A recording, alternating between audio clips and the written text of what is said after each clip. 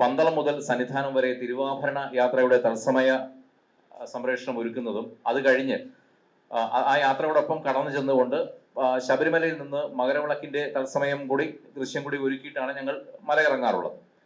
ഈ കഴിഞ്ഞ വർഷം ശബരിമലയിൽ എത്തിയപ്പോൾ മറ്റ് എല്ലാ ചാനലുകൾക്കും 18-ാം പടിക്ക് മുകളിൽ നിന്ന് തത്സമയ സംപ്രേഷണം ചെയ്യാനുള്ള പെർമിഷനുണ്ട്. തത്വമയി മാത്രം ലിസ്റ്റിൽ പേരെഴുതിയിട്ട് വെട്ടിയിട്ടിട്ടുണ്ട്.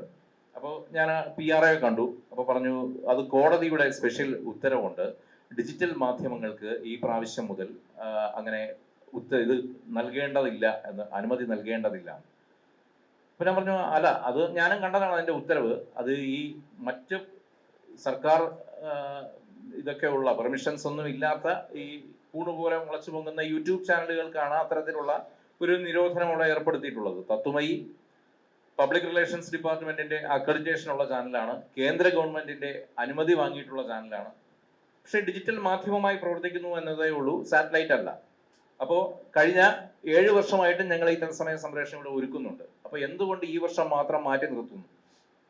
അവസാനം തർക്കം പല വിധത്തിൽ പോയെങ്കിലും കഴിഞ്ഞ മകരവിളക്കിന് 18-ാം പടിക്ക് മുകളിൽ നിന്ന് തത്സമയ സംപ്രേഷണം ചെയ്യാൻ തത്വമയിക്ക് അനുമതി ലഭിച്ചില്ല. ഇത് എത്ര പേർക്ക് അറിയാമെന്നറിയില്ല ഈ സംഭവം. പക്ഷേ തത്സമയം ഞങ്ങൾ കൊടുത്തു. അത് നമ്മുടെ ടെക്നീഷ്യൻസ് പല ആംഗിളിൽ നിന്ന് ക്യാമറ വെക്കുകയും ലൈവ് കൊടുക്കുകയൊക്കെ ചെയ്തു. പക്ഷേ അന്നത്തെ ദിവസം ഞങ്ങൾക്ക് അവിടെ ഒരു റൂം അനുവദിച്ച് തരികയോ അവിടെ നിന്ന് ആ തിരുമുറ്റത്ത് നിന്ന് ഞങ്ങളെ ഒരു ക്യാമറ വെച്ചിട്ട് തത്സമയ സംപ്രേഷണം ചെയ്യാനോ ഒരു അനുമതി ലഭിച്ചില്ല എന്ന് മാത്രമല്ല, 18-ാം പടിക്ക് താഴെ നിന്ന് ഞങ്ങൾ ഏറ്റവും വേദനപ്പെടുത്തിയ സംഭവം അതായിരുന്നു.